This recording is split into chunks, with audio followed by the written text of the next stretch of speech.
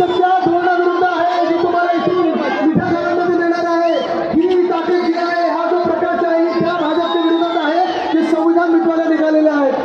हीच ती ताकद आहे, ही ताकद त्या भाजपच्या विरोधात आहे जे मुंबई संपायला निघालेले आहेत। ही जी ताकद आहे, हाच तो प्रकाश आहे जी भाजप जे महाराष्ट्राच्या विरोधात महाराष्ट्र लुटायला निघाले त्यांच्या विरोधातची ताकद आहे। आणि हीच ती ताकद आहे जी 20 मेला संजय भाऊंसाठी मतदान करणार आहे। तुम्ही मला सांगा, जर संविधानाचं रक्षण करायचं असेल